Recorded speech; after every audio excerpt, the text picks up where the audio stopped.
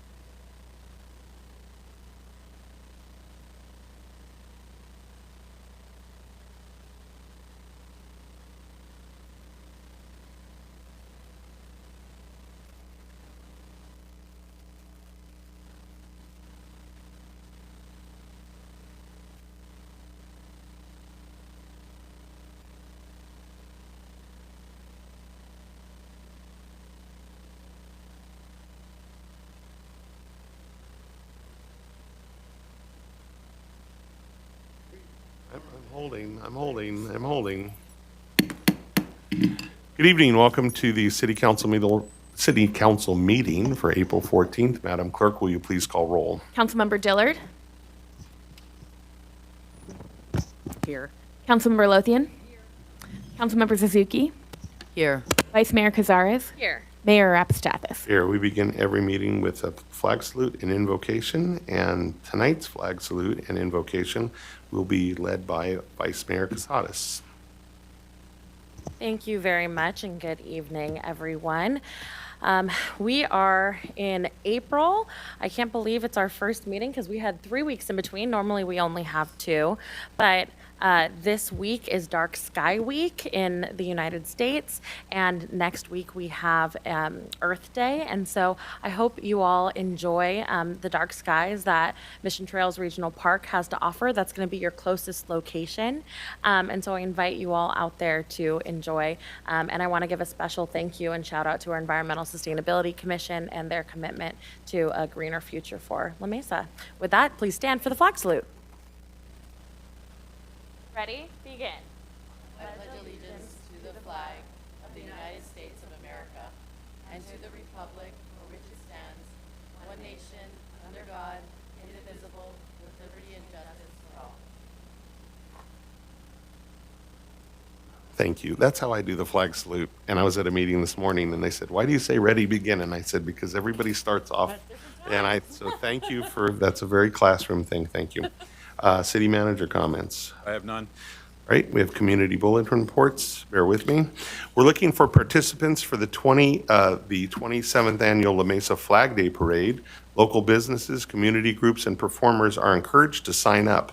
The parade is on Saturday, June 13th on La Mesa Boulevard. This year, we're going to be honoring America's 250th anniversary, so please save the date, and if you're interested in being in the parade, please contact Parks and Rec. Celebrate sustainability at the La Mesa Earth Day Fair this Saturday, April 18th, from 11 a.m. to 3 p.m. at MacArthur Park. This free community event features eco-friendly vendors, sustainability resources, food trucks, and kids zone for family fun activities. Save a life with blood donation. We're hosting a blood drive at the Adult Enrichment Center on May 4th, 9 a.m. to 3 p.m. Make an appointment online today. And one last thing, or two last things. I serve on the Salvation Army Kroc Center. Actually, I served there before it was the Kroc Center, and it was just being built, and I was in charge. I chaired the theater portion of that. So I've been there since 1998. Well, we're having an event, and it's called the Brave Event, and it's April 25th, and it's exclusively for young ladies. And we're probably going to have 270 to 300 girls there, and it's a life-changing event. And I know that I've invited the city council to be there so they could see women in leadership, and I know that they've attended, and thank you for doing that. And so if you're interested, please contact the Salvation Army Kroc Center. And here's my last thing. I've been a resident of La Mesa for 59 years, and I worked on safety patrol at every school that I worked at. It's 4 schools. I rode my bike to school. I had a paper route, and I was in safety patrol when I was a child, and then as a teacher, I ran it. And so here's what I'm going to ask people to do. Please tell your friends this. Stop at stop signs, drive the speed limit, stop at stoplights, and put your phone away when you're driving. If you could spread that word, and for the 7 or 8 people that are watching me at home, it's early in the meeting, so I'm just, but okay, 9 or 10 late. But the point I'm making is please spread that word, because that's one of the problems we have in every city. We don't get any money for tickets. So enforcement is just for safety. I mean, we get a little bit of money, but it's not helping the bottom line. It's pennies. So what I'm trying to tell you is please don't be that person, because you're going to see me following you maybe all the way home to talk to you. But also don't be that person, because if we all can do the right thing, it's going to make our city safer. So please do that. Vice Mayor Cazares. Councilmember Suzuki. I have a couple. The first one is that on April 18th, today is also National Gardening Day, which is not a day that I usually celebrate. By the way, I'm killing my plants, but La Mesa Library will be hosting something for me and anybody like me on April 18th at 2 p.m. They'll have a master gardener tell us how to make gardening accessible to all ages and abilities. So if you're interested in maybe getting better, that would be a great time. The second thing I'd like to do is I'd like to reiterate what Mayor just said. This morning when I was taking my daughter to school, I had to honk at someone to stop them from passing a red light and just going right and hitting us. And so please, I feel like it's getting a little worse for some reason. For whatever reason, we need to really contract back into really being mindful, because really just that split second is not going to save you that 5 minutes that you think you're going to get, and it could hurt someone. So I'd like to just reiterate Mayor's wishes, so thank you. Leave early. All right, Councilmember Lothian? Yes, I have a couple. Piggybacking on your announcement about 250th birthday for the Flag Day Parade. So we are having the 250th celebration of America at the Flag Day Parade. It's actually going to be a whole weekend. The Friday night before the Saturday morning Flag Day Parade, which is June 13th, we're going to be showing Top Gun Maverick at Harry Griffin Park, giving out popcorn and flags in hopes that whoever gets flags shows up at the parade the next day with their flags. We're also going to go all out on the parade. I know that I have got 2 golf carts. I'm short one, so that every single city council member can be on a golf cart in the parade. So I've got drivers and golf carts for you guys. The thing that we're going to be doing that's really crazy different is we're going to be decorating the entire village, Mr. Camera, the entire village in patriotic red, white, and blue bunting. And so it's going to be from the start of the parade to the end of the parade. We're hoping for, 100% business participation, because it'll be quite the scene if we have nothing but red, white, and blue bunting on both sides. Let me give you some information about that bunting, because it's free. The city's providing it. It comes in 2 sizes, one that's window and door size, and one that's like railing size and wall size. The businesses give the city the measurements, and the city will do the math with the number of buntings that you're going to need. The deadline for ordering, I know how businesses are, you're so last minute, I am, is next Thursday, April 23rd. You're going to contact either Lynn Dedman or Leslie Rowe. Their emails are ldedman@cityoflamesa.gov or lrowe@cityoflamesa.gov. They're going to deliver it on June 1st. It'll be up from June 1st through June 15th, enough for 2 car shows and 1 Flag Day parade. So again, very excited about it. We even have a guy singing the national anthem all the way through the parade. So it's going to be a very big deal. I'm excited about it. So thank you. Okay, thank you. Councilmember Dillard? Yeah, I just have a couple of announcements.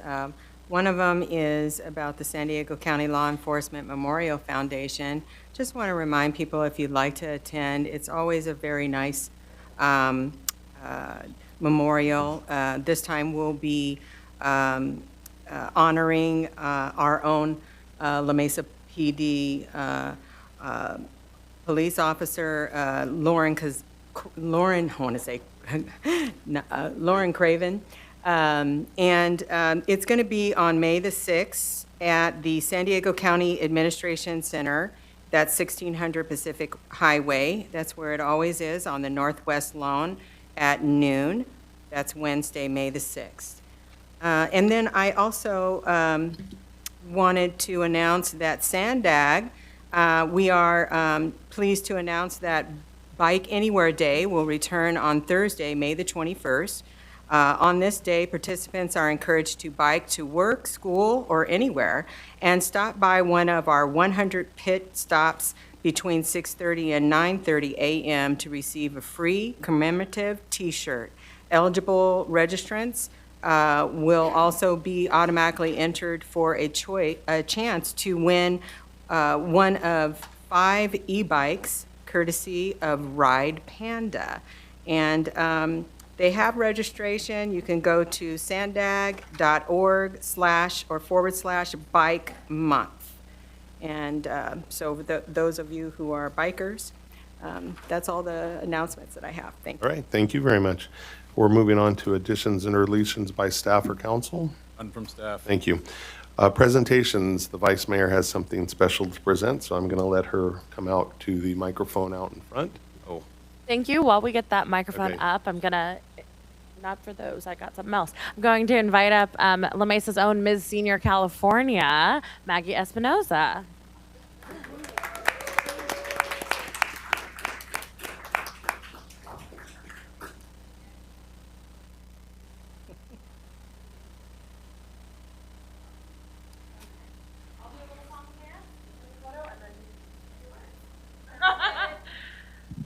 Right.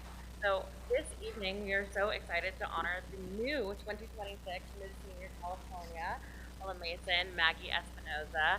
I'm going to read a little bit about her, but she's actually a longtime family friend. We met when I was in high school, and so I'm so glad to be celebrating her. She went out on her own this year. She had never done pageants or anything like this, and thought to herself, I could do that. I love my community. I want to represent. And her talent was opera. She's an opera singer. So she brought some wonderful musical theater experience. Myself and the mayor have like we all do. But I'll tell you a little bit about Maggie. She's been a travel journalist for 25 years, writing for the Oakland Tribune, the San Diego Union Tribune, and guest spots on KPBS, XETV, and KUSI. Eventually, her work was featured on the Travel Channel, NBC Nightly News, and in USA Today. Maggie has learned skills through the years, segued into an online business. This includes a website and blog, the Global Personal Shopper online shop, thousands of social media follows, consulting, and running the Travel Writers Pad Airbnb in Mesa. Maggie has published 2 travel guides. First, The Privileged Pooch, Luxury Travel with Your Pet. She has the cutest little pup. And On a Mission, about her 800-mile walk to visit California's 21 missions along the El Camino Real. In a commitment to her field, and at the age of 58, Maggie enrolled in SDSU's Hospitality and Tourism Management Master's Program, earning her degree and graduating summa cum laude. This past February, Maggie ran for and won the 2026 Miss Senior California, a pageant highlighting the achievements and continued hopes of women ages 60 plus. The platform is anchored in the importance of reaching to new heights no matter your age, and don't hesitate to change or grow into the next version of you.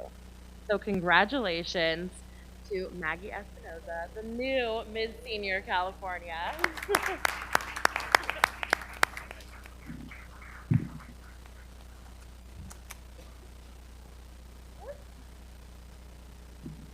All right, well, thank you, everybody. I am a longtime resident of La Mesa. My husband and I bought our first house here in 1992. We paid $170,000 for it. And at the time, we were like, oh my God, how are we going to do this? But anyway, we loved it. We still own the house, and that is the house that is the Travel Writers Pad Airbnb now. So I still shop La Mesa. I do all my stuff at La Mesa, and I love the farmers market in La Mesa Village. So thank you very much, everybody. I really appreciate it.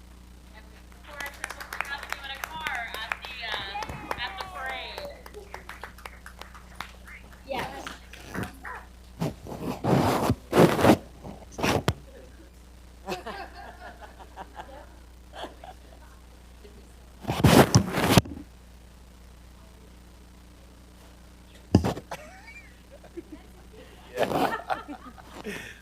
That's how you qualify, right? Perfect.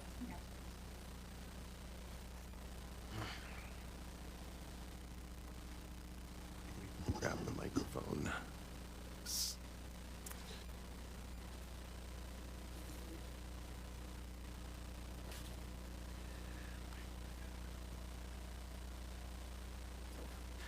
Next, we have a proclamation proclaiming April 18th, 2026 Arbor Day. I'm just going to read it right here from the dais because it's going to be accepted by Parks and Rec. Whereas in 1872, John Sterling Morton proposed the Nebraska Board of Agriculture a special day set aside for planting trees.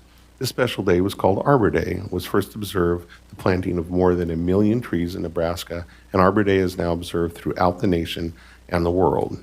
Trees can reduce erosion of topsoil by wind and water, cut heating and cooling costs, moderate temperatures, clean air, produce life-giving oxygen, and provide habitat for wildlife. Trees also increase the value of our homes and neighborhoods and parks and enhance the economic vitality of businesses. Trees, wherever they are planted, are a source of joy and spiritual renewal. The city of La Mesa was awarded a grant from the state of California to develop a urban forestry management plan, which was published in June of 2022. City of La Mesa has been recognized as a tree city by the National Arbor Day Foundation for 45 years and deserves to continue its tree planting activities. And the City La Mesa Park and Rec Foundation is hosting the La Mesa Earth Day Fair at MacArthur Park on April 18th, 2026, with family activities to celebrate and support efforts to protect our trees and the environment. Now, therefore, I, Mark Rapistathis, the 23rd Mayor of the City of La Mesa, and the entire City Council do hereby proclaim April 18th as Arbor Day. So thank you for that, and I have 2 more proclamations, so buckle up. The next one is, got it out of order again, pardon me. Next is proclaiming April as Arts and Culture Creativity Month. Arts and Culture and Creativity Month is an annual statewide celebration established by California legislature to recognize and celebrate arts. The City of La Mesa recognizes the arts, culture, and creativity and think they are essential elements that enrich the lives and promote diversity, understanding among all the individuals in our community. Arts, culture, and creativity strengthen community identity by celebrating the unique character, heritage, culture, and aesthetics of La Mesa. The City of La Mesa values partnering with local, regional, and state organizations to promote the arts. And the Arts and Culture Commission of La Mesa was established in 2021 to lead efforts to advance arts through programs, partnerships, and community buildings, and art in the parks with Artist Work Public and art programs, and the San Diego Art Matters Capacity Building Program. Now, therefore, I, Mark Rapistathis, the 23rd Mayor of the City of La Mesa, and the entire City Council do hereby proclaim the month of April as Arts and Culture Creativity Month. Thank you for your patience. Our last one is for volunteers. The month of April has been designated as National Volunteer Month in the United States, providing an opportunity to celebrate and encourage volunteerism. The volunteer program of the City of La Mesa encourages engagement and civic involvement of volunteers in all areas of our community. La Mesa volunteers work in partnership with staff and elected officials to maintain the community where the residents and visitors feel safe and ensure a delivery of high-quality services to the community. The total volunteer effort of the City of La Mesa since the beginning of the program has included more than 2,429 individual volunteer placements for a cumulative total of 958,100 hours of volunteer service projected through the fiscal year. And just to be clear, other people did the other 50 hours. I just did the first part. Just kidding. Just see if you were paying attention. So that's almost 1 million volunteer hours by the people that volunteer for the City of La Mesa. So that's a big deal. This successful community volunteer effort has resulted in invaluable assets to the city and its residents that include 20 programs each week for older adults, community and park cleanup efforts, and public safety support and services. The city officials and the staff wish to extend their sincere gratitude for all the numerous contributions our volunteers and how they help the jewel of La Mesa. Now, therefore, I, Mark Rapistathis, the 23rd Mayor of the City of La Mesa, and the entire City Council do hereby proclaim the month of April 2026 as Volunteer Appreciation Month. And one thing that we didn't put in the proclamation is the offset of costs that volunteers have allowed the city. Because they volunteer, we've been able to do so many other things that we'd normally have to pay for those services. I volunteered on the Park and Rec. I was a commissioner for that. And there's 14 commissions, and what they do is they offset the cost of everything else that we have to do. So it is a service to the people, but it's a service to the city financially too. So thank you for all the volunteers. Next on the agenda is public comments. Our first person is Barbie Wheeler. Welcome. You can come on up. He won't hurt you. He's safe. He's wearing a Padre hat. Welcome. Thank you. Okay. Good evening, Mayor and council members. Could I have you pass? Thank you. I'm handing you a copy of an email you received from one of our residents on Bellflower Drive. I have highlighted the points he made. I will not cover all because of the time limit. Point 1, if Costa Mesa can do it, La Mesa can and should sober living spaces ordinance. Check it out. Point 2, documented police cars to facilities on Bellflower Drive. As of March 24th, 2026, 2 police cars, 6 officers responded to a call. A young girl, 14 to 15 years old, yelling, "It is not safe here, it is not safe there," and using some very, very bad language up and down the street. She was walked to the police cars by the officers, yelling loudly, "It is not safe here," etc. A manager of the drug house, came and took her back to the house. The officers left. And for a half an hour after they left, she continued to yell the same thing over and over again. How is this keeping her or us safe? Why did they not take her to a safe place? Who's in charge? Point 3, expansion sober living operators earn $15,000 to $45,000 monthly, which encourages druggies like Evans to run a drug house that causes trouble, not gives help. He has been playing games with the city for years. Wake up, stop him. And to you, city manager, I address this.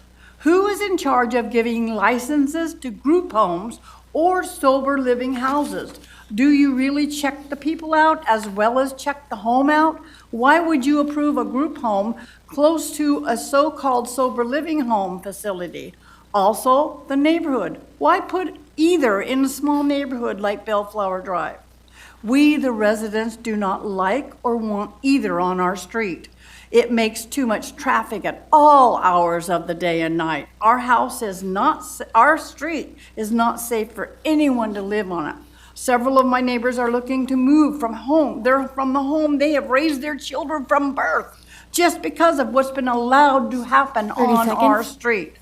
Please, please stop all of this. You can do it. Just do it now. Thank you. Thank you. Next on the agenda is conflicts disclosures from anyone on council. The next is public comment on consent calendar. Yes? Mayor, I just wanted to pull 9.7 when you get Okay. to that. We're going to start with 9.9. We're going to jump to that. And Mr. Tom Ritz.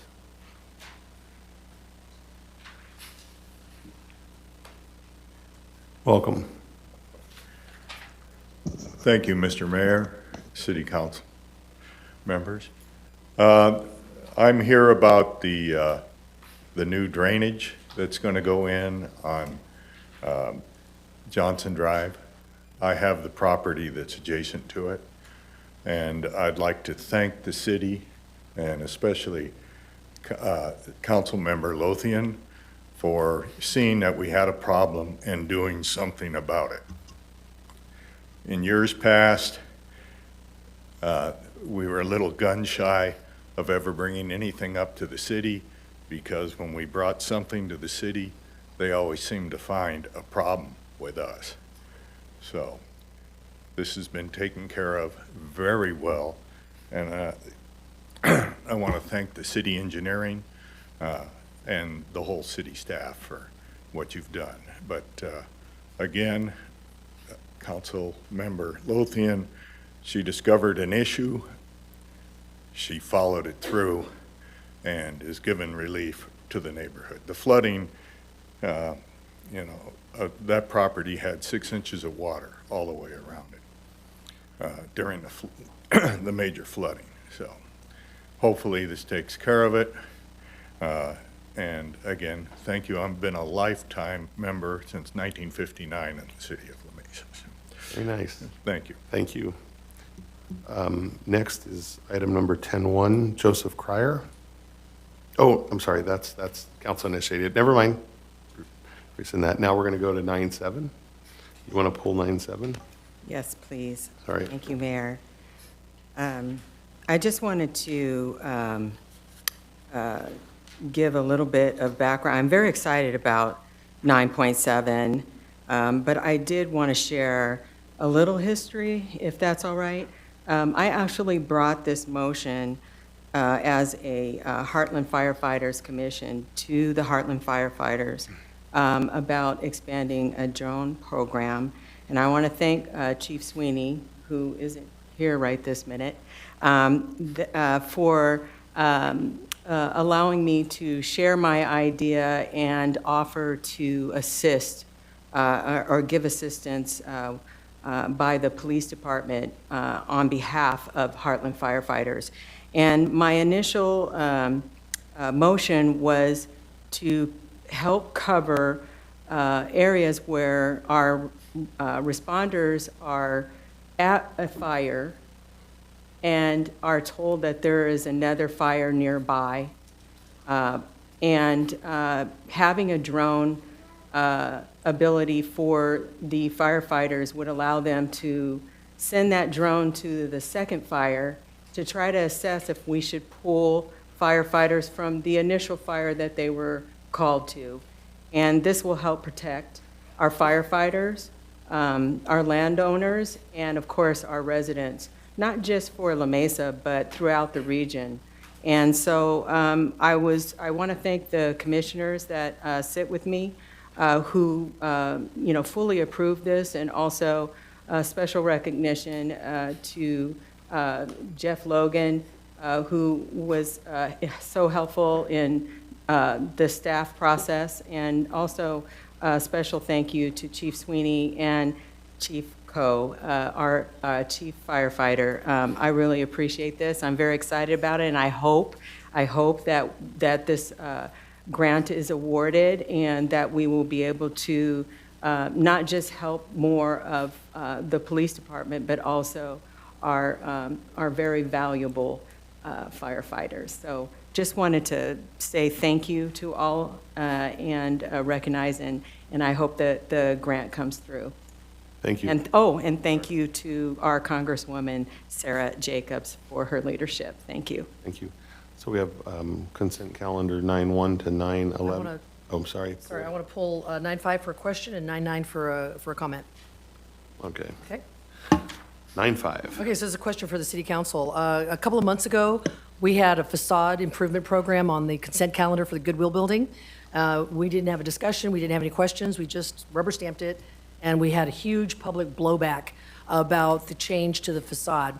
So I want to ask my colleagues on the city council, have you received any emails, phone calls, messages, texts, or anything from anybody about the Warm Hearth Building? Okay, I have received nothing, and the Warm Hearth Building doesn't have the same vintage historic feel as the Goodwill Building, and I think that the design is actually an improvement. But I just wanted to make sure so that we didn't you ignored us. So that was the question I had for my council members. Thank you for answering. And then I would like to add on to Mr. Thomas Ritz as well. I have a picture. A picture's worth 1,000 words. I want you to see what this family was going through on Johnson Drive. Okay, so what you have here is you have a drainage ditch, and the drainage ditch did not have concrete, it was just dirt. So what ended up happening is over the years, the water kept rushing through the yard on Johnson Drive, and it ate and eroded the yard until there are places where there's only an inch of dirt left. Obviously, there's going to be foundation issues. I was worried that a huge storm could wash the house away. So I want to thank Carmen Cooley Graham. She called me during the storms of December 2023 and January 2024. She goes, Laura, you've got to go see this house and see what we can do. I want to thank Greg Humor so much. I know how hard it's been getting all the environmental reviews and environmental approvals, and then after that, getting construction bids. I'm in private sector, so I'm thinking, let's get it done. Like, we can do this in 6 weeks, but it took 2 years and 4 months. So thank you, Mr. Ritz, for coming in tonight.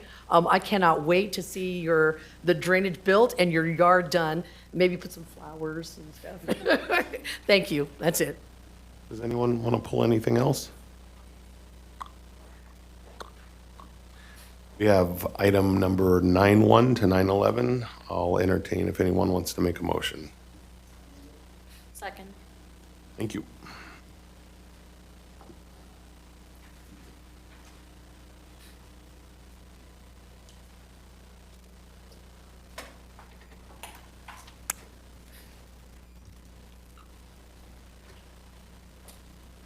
Mayor, it looks like you might be signed out of the iPad, so I apologize. Do you mind just saying your vote aloud? Aye. Okay, thank you. Maybe you need to be signed back in. Motion carries with all council members voting yes. You check and see if I'm still.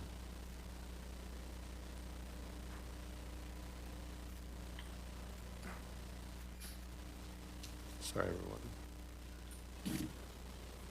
Thanks. Next on the agenda is item 10.1, Electric Bike Safety Pilot Program Ordinance. And I think, Ms. Lee, you're going to be presenting. Thank you. Thank you, Mayor. Good evening, Mayor and members of the City Council. Next slide, please. Thank you.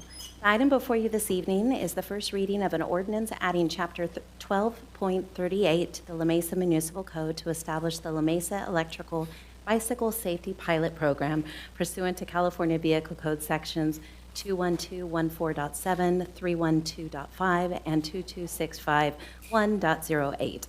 In September 2024, the state enacted Assembly Bill 2234, authorizing cities in San Diego County to regulate certain electrical bicycles. This authority expires on January 1st, 2029, unless extended by the legislature. On January 27th, 2026, Councilmember Suzuki brought forward a council-initiated item requesting local regulations for electric bicycles, and the council unanimously directed staff to draft an ordinance to support the safety of riders and the public. Next slide, please. The proposed ordinance creates the La Mesa Electrical Bicycle Safety Pilot Program and adopts regulations consistent with AB 2234 and the California Vehicle Code. Key elements include prohibiting children under 12 from riding Class 1 or Class 2 e-bikes.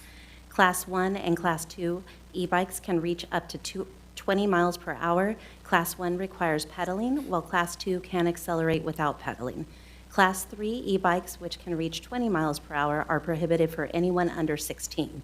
The ordinance aligns with all state helmet requirements. Next slide, please. Under AB 2234, for the first 60 days after the ordinance takes effect, violations will result in a warning only. After the 60-day period, violations become infractions punishable by a $25 fine, which is set by state law and cannot be modified by the city. The fine may be waived if the violator completes a city-approved e-bike safety training program within 120 days. Next slide, please. The ordinance also includes provisions for removal and seizure of vehicles consistent with California Vehicle Code. Peace officers may remove Class 3 e-bikes being operated in violation of state law and motorized vehicles with fewer than 4 wheels that are not classified as e-bikes, can exceed 20 miles per hour, and are being operated by an unlicensed rider. The city may recover its administrative costs for removal, seizure, and storage. Vehicles may be released after a minimum of 48 hours, once all fees are paid, and when required, after the violator completes a city-approved safety course. AB 2234 requires participating cities to collect and report certain data. The ordinance includes these mandated reporting requirements, including tracking e-bike violations, warnings, and citations, documenting any vehicle removals and releases, recording completion of city-approved safety courses and fine waivers, and tracking e-bike-related collisions and incidents. The city is required to submit this information to state legislature. The reporting requirements support statewide evaluation of the pilot program and may inform future statewide legislation. Next slide, please.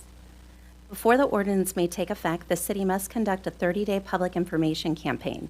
Staff are coordinating with nonprofits, local schools, and the Bicycle Coalition to develop educational materials and a safety course. This concludes staff's presentation, and I'm available to answer any questions. So by council, any initial questions or comments for Ms. Lee? Nobody has, oh, okay.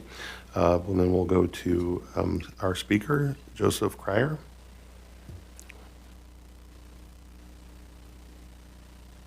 Welcome. There you go. Green, now it's on. Thank you. All right, good evening. I'm really excited by bikes and riding bikes, excited specifically about e-bikes because it's this kind of newer, more accessible form of mobility, especially where the jewel of the hills, it's hard to pedal up some of these hills. I was lucky enough to be able to buy a used cargo bike, so now I can take my kids to school on that, and it really helps right now saving on gas with the way the prices are.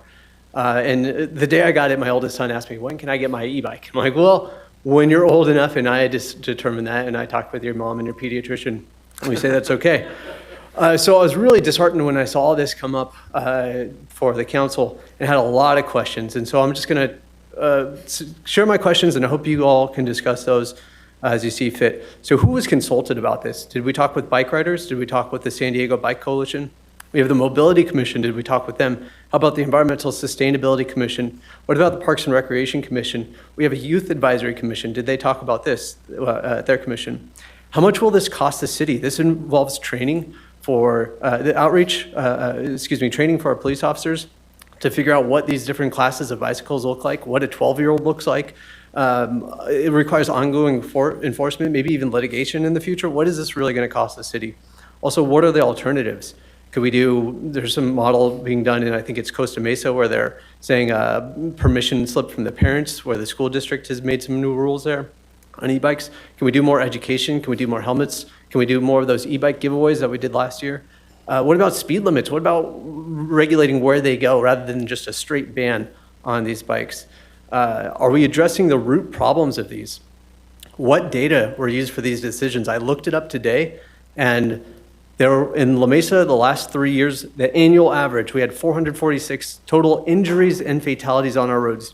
200 were related to speed, 73 alcohol, 27 to distracted driving, 25 related to motorcycles, 13 related to seatbelts, 11 involving drug use, 10 were bicycles related, 3 were related to youth bicycles, and according to the data put it in the staff report, less than 2, because that data isn't available from the state, but presented by the staff, was less than 2 in the last 3 years were from e-bikes. That's less than 0.5% of all the fatalities and the injuries. Is this really the problem that we want to be addressing? Is a ban really the way that we want to do it? What does the data tell us? What are the root problems here? 30 seconds. Thank you. What are we doing about the other traffic injuries and deaths? Please, let's hear about those, the other 440 or so that are not related to bicycles. Should this also cover private property? It's written as the citywide. How will we control for officer bias? Can we make our own rules rather than copy paste from what Sacramento provided? I think the justification is thin. I think we should reconsider, get to the root problem, support zero emission, affordable mobility, support kids and families, let parents make their choice. Thank you. Council? I have questions. Thank you, sir, for coming. And thank you to Councilwoman Suzuki for bringing this forward. I did not understand the ordinance to be a ban in any way. Could you, Ms. Lee or Mr. Humora, explain what he might be referring to in our ordinance? What could be called a ban? Well, it prohibits anyone under the age of 12 from riding a Class 1 or Class 2 bicycle. Okay, thank you. So I know you went over the Class 1 and Class 2, but now I have more questions. So could you go back to that slide? Okay. Class 1 is just pedal assist. Pedal assist. Just make go with a throttle. Got it, okay. So it's banning them for, so age 16, okay. Those are my initial questions. I'll let the rest of the council go, but that's what I wanted an answer to first. Thank you. Thank you. Does the council have any other questions or comments, or yes? Is every bike on that page an electric bike?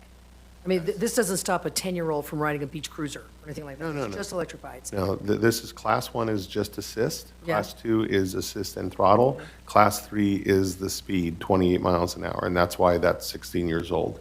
I've had a lot of La Mesa residents come up to me going, it looks like 10-year-olds on motorcycles, and they're freaking out, and they're asking, is the city going to do anything about it?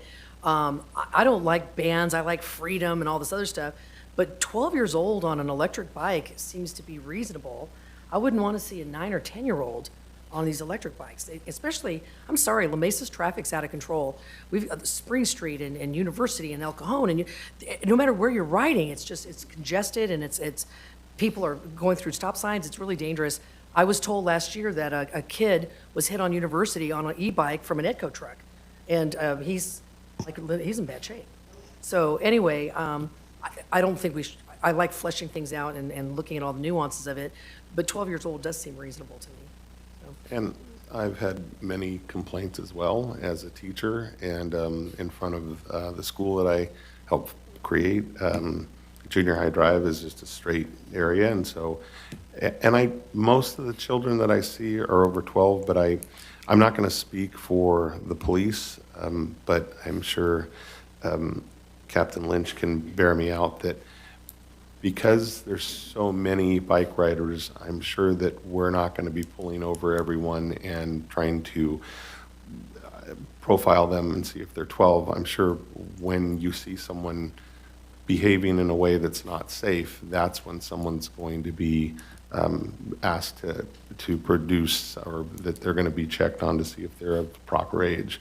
So I know when you say the word banned, it sounds like we're going to throw a blanket over this, but I think that our peace officers are going to be out looking for people that are behaving safe. I'm not saying that if you're under 12, you should break the law and ride, but can I get a nod or with a thumbs up? Would you agree to that? Thank you, Captain Lynch. And so so that's what I'm trying to reassure people for this. It's for a safety thing. And I agree that many people have come to me and seen behavior that is not consistent with safety.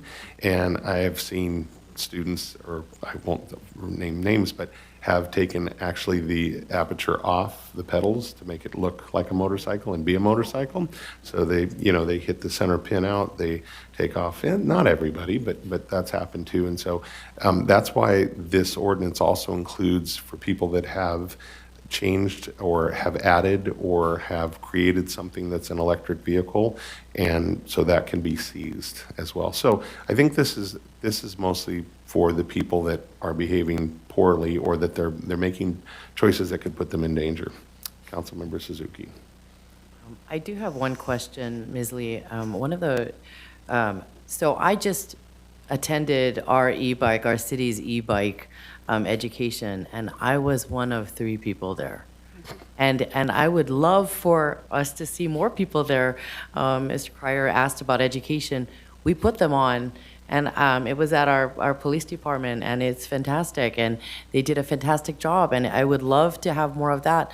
Is there also any kind of, I saw that if someone is found with a violation, then we're going to require them to maybe attend a safety class, but is there anything about maybe getting some kind of safety certificate if you want to go with the Class 3?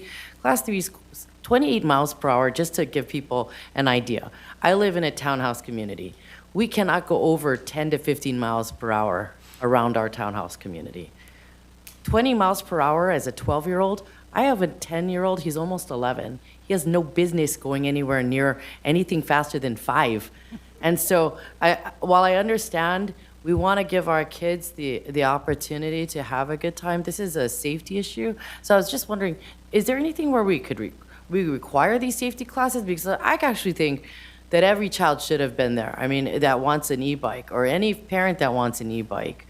And I don't know if the state, if that would be then usurping the state's oversight, but yes, I see our attorney already nodding. So we, knows. yeah, yes. It would, the state law doesn't require, we can't require the training class to prohibit, that would be in violation of the vehicle code. However, we have been working with the Bicycle Coalition to expand and kind of make those programs and those trainings a little bit more robust specifically for this e-bike ordinance. So those will be rolling out. Like I mentioned, we'll be working with the schools as well. Other cities have really kind of really worked well with their schools and seeing how we can include that into some curriculum. So we are looking at how to expand those training programs. And then also, just to let you know, the Class 3, this isn't a new law. That is California state law that no one under the age of 16 can ride a Class 3. Yeah, That's just code. California state law as it stands at this Right. time. I'm just going to add one more thing.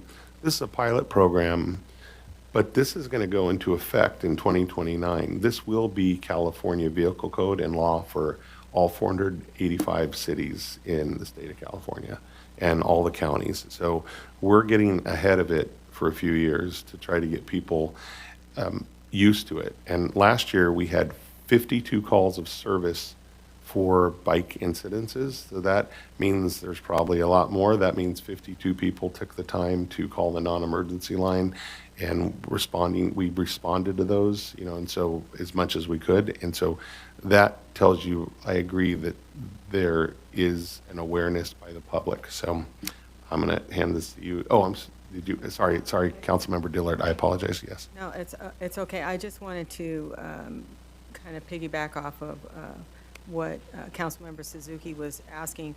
On the incentive possible program, could we also include retailers that sell these e-bikes to incentivize them to pass on, when they sell a bike, to encourage whoever's purchasing it and whoever they're going to give it to or themselves to take training? Yeah, we actually, with our e-bike giveaway, that was what we did. We teamed up with the retailers, and then it was required that they completed a training and had a certificate to get the e-bike. We still have all those relationships with all the retailers, so we can continue to include them in the educational program. May is Bicycle Month, so that's the reason why we did also request to have the ordinance go now. So we'll really be kicking off our campaign and really doing what we can. We're a stop for the Sandad Bicycle Day as well, so we'll be pushing out our educational training at that time as well. Oh, well, thank you for that feedback. That's a good idea. Thank you. So I'm going to hand this over because Councilmember Suzuki started talking about this, so. Oh, sorry. Read it. Yes, sorry. An ordinance of the City Council of the City of La Mesa adding Chapter 12.38 to the La Mesa Municipal Code to establish the La Mesa Electric Bicycle Safety Pilot Program pursuant to the California Vehicle Code, Sections 21214.7, 312.5, and 2265108. I'd like to make a motion to approve the first reading and ordinance. I'll second. I never second.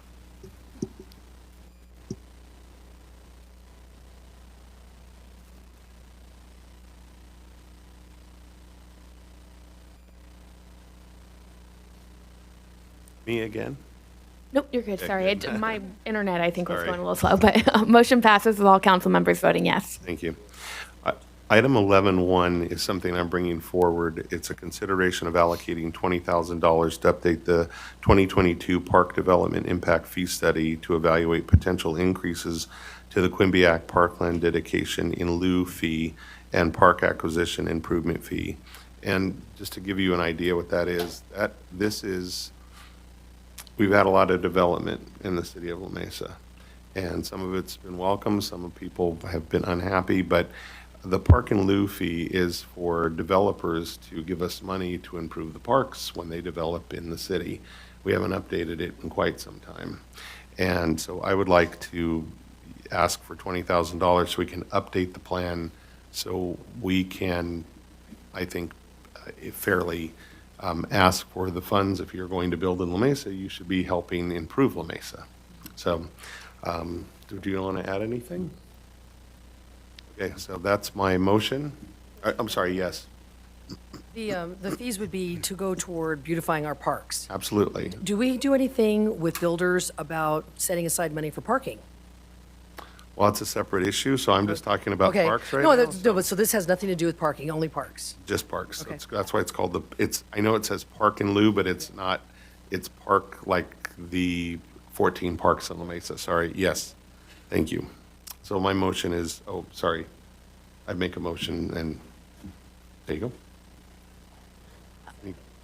Okay, questions? I was just going to say, I think that even as recently as last night when Councilmember Dillard and I were on a completely separate Zoom meeting, you know, concerns were brought up of some of the development in La Mesa, and I think this will be welcomed because we are limited by state law. I mean, I think it's great, a vast majority of the homes that we are building, and I hope we continue to do so, but we can't be getting the short end of the stick, so I No. think it's a great idea. And I know it's going to be tough because the developers, you know, it's going to be hard for them to scrape up some money, but I'm just kidding around. Councilmember Dillard, you seconded? Okay. Thank you. You're welcome.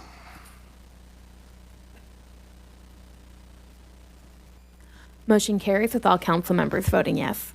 Item number 11.2 is cannabis dispensary signage content, and I'll hand it over to Vice Mayor Casares.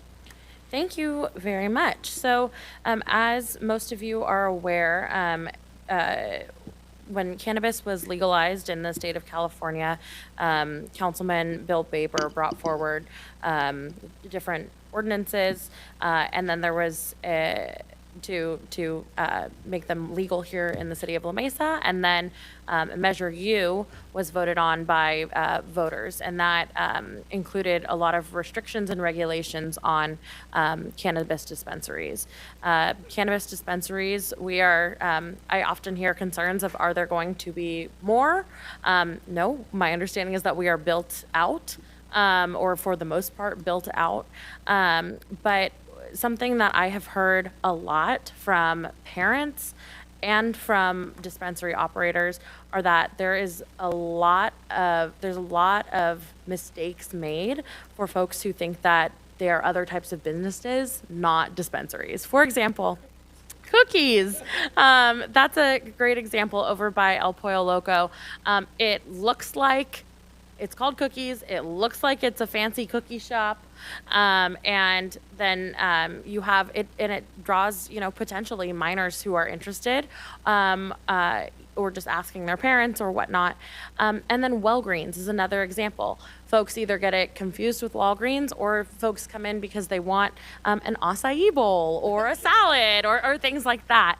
And so to avoid confusion, but especially to avoid confusion for minors, I'm asking that we direct staff to bring forward an ordinance for consideration and possible adoption, clarifying the intent and authority for cannabis dispensaries to identify themselves as dispensaries in their signage content. I think it'll be really helpful all throughout the city for them to be clear. A lot of them have names that are a mystery to me where they came from. And I think it'll be really useful and keep our community safer. And frankly, will also be good for business, which is good for tax revenue. So I think it's an all-around win. I'm going to second that. Thank you. Because at school, I had so many people come and talk to me about the place you mentioned and all the different places, fresh baked donuts or whatever they're called. So I'm all on board. Thank you. Council member, I don't know, I wasn't looking, Dillard and then Suzuki. Okay. Sorry. Just a quick question. Do we have any feedback from our cannabis stores about what that would do to make that change on their display or up on the front of their building or wherever they have to put this change? Yeah, so it would be completely optional for them to do so. I've heard from cannabis dispensary operators that this is what they want, because currently in other cities, they can put the full name of their store, and in this city, they can't even put their full name of their store. Like Walgreens, for example, they can only say Walgreens. Their full legal entity title is Walgreens Dispensary. And there are others that's the case. We've seen some of them get creative. I can't think of which one it is, but one, they have like voted San Diego's best dispensary, like put up in their window, but they can't put that on their sign that they're a dispensary. So it would not cost them any money if they didn't want to do that. It's not a requirement, but it's allowing them to do so. And I would imagine that most business-minded folks that own these dispensaries would be interested in doing so. So we don't know how much that would cost if they had to make that change, or They won't be required, no. No, I mean, it's ultimately up to them. Some of them have small signs, some of them have huge signs, yeah. Councilmember Suzuki? I just wanted to thank you for this, Vice Mayor, because my child was really excited about cookies, and I had to break it to them. I was excited about cookies, and then I also got excited about, I think it's IKEI. I don't know. It's a dispensary, and I thought it was a high-end Japanese restaurant. And so then I called my husband even, and I said, we have a place to go, and then we didn't. So I mean, we don't anyway. So I thank you for this, because I think it'll help, and I think it's good for the businesses as well to be able to clear up any mistaken, people come in and then they'll, oh my gosh. So thank you. Okay, there's a motion and a second.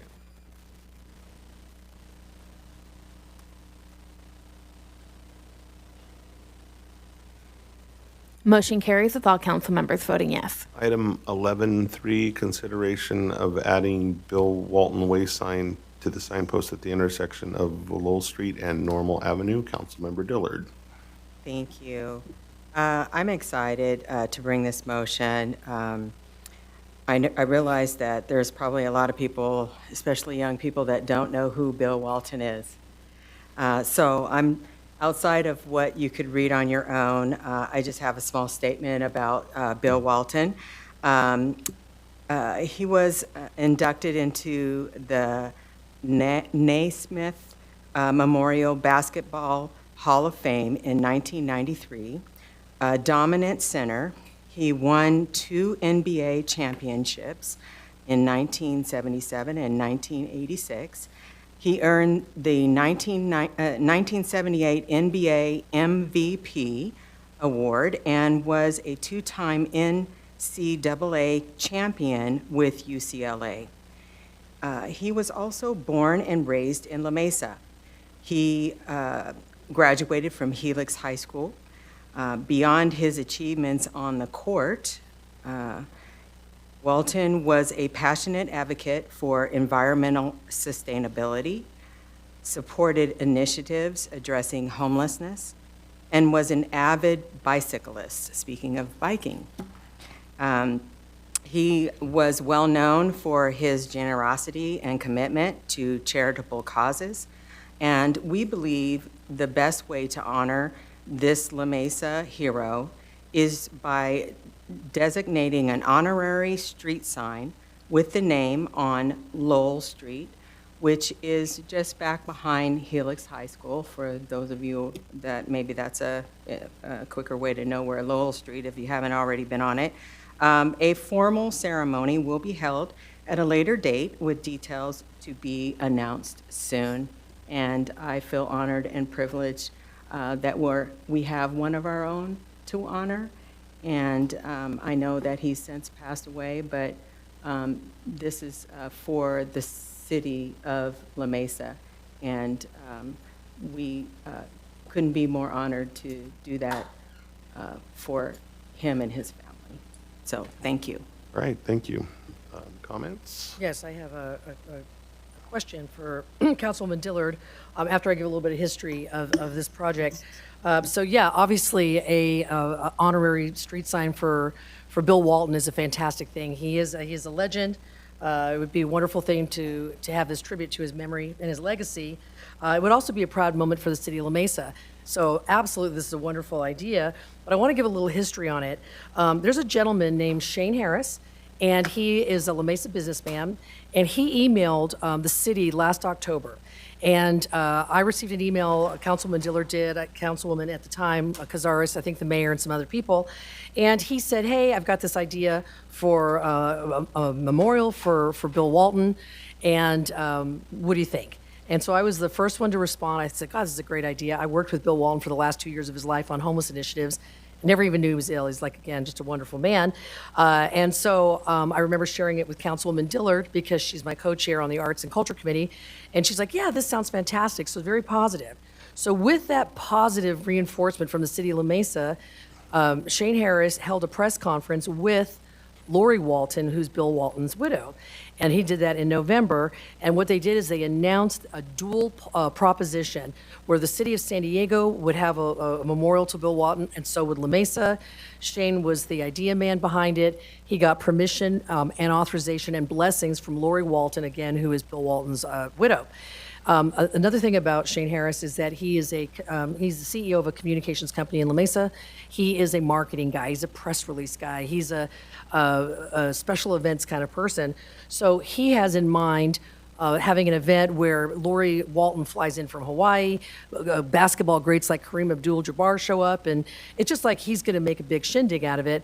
And it all sounds great. And so when I saw this item on the agenda, I just assumed that it was going to be the city of La Mesa working with Shane Harris because, again, he brought it to our attention. He's the one that's got the blessings from the family. And so the question I have for Councilman Dillard, is this something that the city is trying to pursue on its own without him at all, or is this something where they plan to work with him? I'm going to make a motion to have this item approved. And I am not going to go into detail about that, except for I will remind you that I called you, and it was to try to determine what we were going to do. And I was given the task to do that. We have a lot of city members, residents from everywhere across our city that come in and make suggestions. We had suggestions made just this evening. And some of them we take up and some of we don't. Shane Harris is free to do whatever he wants to do. But once the city takes up an initiative, it goes into the hands of the city. And never, since I've been on the dais, have I ever seen a member, and we have some that are here that bring suggestions and we listen to them. Some we take up and some we don't, but they don't ask to be recognized. They're just happy if we do it, or understand if we can't or we don't. So with that said, I would like a second. Comment on that before we go into seconds. This was more I'm than going to just second it under discussion, and you can comment all you want. Okay, so under discussion then? Okay, I'll wait. And then I'm going to ask for the speakers after this comment. When can I? You can keep talking. Oh, okay, great, thank you. Under comment, discussion, Okay. we can discuss the rest of the night. Yeah, this was beyond a suggestion. It was actually an official proposal with a press conference with the family's blessing. I have a text today from Lori Walton saying, I want the city to work with Shane Harris. So I feel like we're taking something away. I feel like theft. I feel like this is unethical, and I want to memorialize them. I want this street corner. I was expecting, woo, easy peasy, 5-0, but when I started getting wind of, oh no, we're going to do this and we're going to actually exclude the person who brought it to us, I don't feel good about that. I can't support that. Okay, we have one speaker, Marla Phelps. May I speak? Oh, I'm sorry. I'm sorry. sorry. I apologize. Sorry. I'm sorry. I'm sorry. Okay. I jumped in late. I Okay. apologize. I'm sorry. I just have two comments. The first comment is that I met Mr. Walton at one of the La Mesa Park and Recreation Foundation galas, and he was so wonderful. And I grew up in Hawaii, so I didn't really know about Bill Walton, and admittedly, I'm not a huge basketball fan. So now I've learned a lot about him, and I found him to be wonderful. And the second comment I want to say is because of the way that Mr. Walton was, and in the spirit of our city, I would think that there were no limits to celebrate Mr. Walton. We could have this beautiful way, not diagnosed, but made or created and honoring him, and we can later on have a joint memorial or whatever it is or celebration. It's my opinion that there is never a limit to celebrating and memorializing good people, and we should never forget the good people in our lives, because just because one person has I call dibs. We don't have dibs on each other. That's my opinion. I think that we all share in each other's spirit and goodness, and we should be so lucky to live a life like Mr. Walton. And I'd like to thank Councilmember Dillard for bringing this forward, because I think that it is a wonderful way to celebrate a son of La Mesa. I'm going to go to speakers. Marla Phelps, I promise you can come up this time. Thank you. Can we turn our mic on? Not many of you know who I am. I'm Marla Phelps. I'm a political activist since I was 15 in San Diego. I live in La Mesa. I'm one of yours. I don't come here except for about them getting rid of the market that we get. Okay. And another time I tried to get Mark to be running for mayor in San Diego. Okay, Bill wasn't happy that I put Todd in, but I'm going to talk to Todd about memorizing him down at Balboa Park, too. I am Christmas on the Prado. I stand before you. I've been volunteering in that park since I was a child. I was forced to do it. Now I do it with love in my heart. I stay out there all night long, 2 nights in a row, to protect the equipment so I'd have a show again. That's me behind all that. I am the volunteer of volunteers. I never want to thank you from nobody for nothing I do. As I stand before you, it took me all night to think what I would say about Bill. Okay? I'm going to tell you about one thing he did. I went to PATH. I worked for the homeless. No money. I start NGOs. I get no money. I get funding. I get no money. I chase federal funding. I work a lot with feds, states, cities, counties. But y'all don't know me. Only Mark does. Oh. When I think of Bill, I just want to cry. He brought me to tears at PATH. We didn't have a kitchen there. Bringing in all those homeless people and the apartments that they redid and all that, with so many different people and organizations, and even my bank helped out. The one that burnt down. Yeah, that one. Anyways, Bill Walton and his lucky ducks put in a kitchen there. I had the pleasure of eating there the first time they cooked. It was pretty good, actually. Them homeless people are lucky down there, right? They eat well. They have good programs. When I needed to open the rescue 30 mission, seconds. the man was there for me, okay? He came to 3 of my fundraisers and kept buying stuff that he helped me get. He knew every ball player in every sport. He was my friend because of my muscle training. I'm an athlete, skater, martial arts. He learned a lot from me, and I learned a lot from him, and we were besties. Marla. Till he quit coming to the park. But you know what? Marla. I'm impressed you're doing this. Thank you. All right, that was just going to ask you to wrap it up. Thank you for being here. So I'm going to comment and give a little history, not about Bill Walton, but about the city of La Mesa. So over 20 years ago, we recognized Bill Walton on the Walk of Fame. If you've ever walked on the sidewalk of La Mesa, we have a plaque for Bill Walton. Says everything what we could about him in a small area, but he's recognized and memorialized on the city street. when I was on the committee after we were beginning to talk about starting La Mesa Arts Academy, the Boys and Girls Club came, and I worked with the Boys and Girls Club to have a joint proposition to build the Boys and Girls Club on the campus of La Mesa Arts Academy. We worked with the Boys and Girls Club, we worked with the school district, and the city. 3 organizations came together, and we were able to do that. We included Bill Walton in that as an honorary member of our committee, and what we did is we named the gymnasium after him. We had a big ceremony. It's Bill Walton Gymnasium. It's right across from Helix. His best friend, Dave Grumston, who's God rest his soul, was there. He lived on Orion. They shared stories about how when they would be running for basketball, running laps around the neighborhood, they'd jump over the fence and swim in Dave's pool. So I'm not saying that I'm not for this. I am for this, but when the only feedback I got was face-to-face. Someone said, "How come you haven't done this yet?" And I said, "We have done this, and this will be the 3rd time we're doing it," and that's fine. I respect Bill Walton, and I'm glad that he went to Helix and UCLA and the Trailblazers and played for the San Diego Clippers. There used to be an NBA team here. So I'm going to support this, but just for the education portion of it, this is not the first time. So any other comments? Comment. Okay. I'm gonna support it as well because I want this memorial for him. My fear is that there could be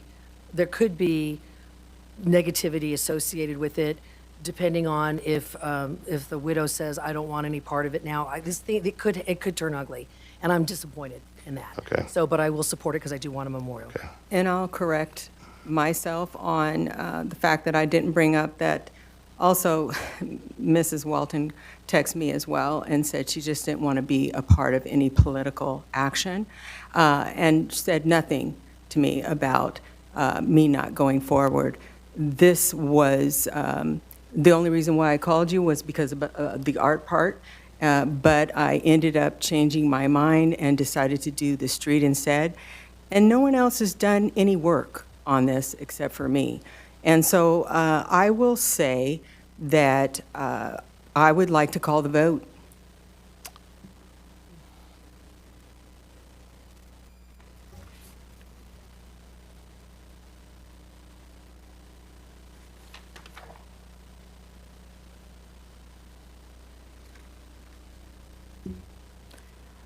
Motion carries with all council members voting yes. Number 12, council committee reports. Councilmember Dillard. Yes, I just have one report. I haven't reported on MTS for a while, so I just want to say that between March the 29th and April the 4th, our ridership with the trolley was down a little bit. It was 854,554. The blue line at 521,356, and the orange line, which runs straight through La Mesa, 121,985 rides, and green line 197,932, which runs through La Mesa as well and down through the valley, and the copper line at 13,281.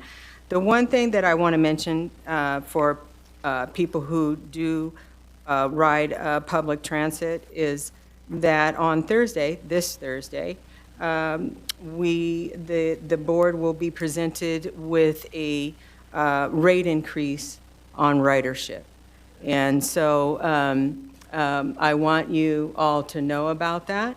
And if you have any comments that you'd like to make, you can either go on Zoom for those comments. They're 3 minutes, and or you're more than welcome to come to the meeting. It's at 9 a.m. This is the Board of Directors meeting. As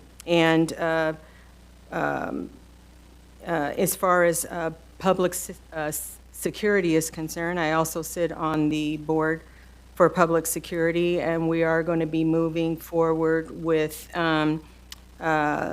moving to the Board of Directors as well to approve a stricter guideline. I'll just generalize and say that now there's going to be a steeper penalty for people who try to cheat and not pay for ridership. Thank you, that's all I have. Councilmember Lothian? Councilmember Suzuki? Just briefly, the Harry Griffin Joint Powers, we met, and if anyone is interested in getting involved with Canine Corners or the group that is going to be handling the dog park at Harry Griffin, please let me know or reach out to me, because I think we're looking for people to get involved. Thank you. Vice Mayor Cazares? Also dog park related. I want to say thank you to the folks who have been involved, the Friends of MacArthur Dog Park who have been involved. I want to remind everyone that as we are trying to figure out how to expand the dog park in a way that is acceptable to everyone, sometimes we're going to hit little forks in the road, and we're going to continue working together to get that figured out. But it takes time. There is a master plan for MacArthur Park, and myself and Councilwoman Dillard serve on the Future of MacArthur Park subcommittee. So please be patient, because we want to see it expanded as well, but we also need to make sure that that we're following the master plan, and if we can't follow the master plan, that we potentially restart a very lengthy process. So while we're trying to be creative, patience is appreciated. And I also want to say thank you to Councilwoman Dillard for filling in for me at Sandag on Friday, because I was unable to be there. AB 1234? No? City Attorney remarks? So I'm going to personally thank our Public Works Director. Oh, I know he's watching in the next room over. We were able to get the 2 stop signs at Lemon and 3rd, and thank you for making that a 4-way stop, because that does increase safety, and on to Finley, so things do happen, and that was brought to me by someone, and so I'm glad we were able to complete that, and with that, we are adjourned.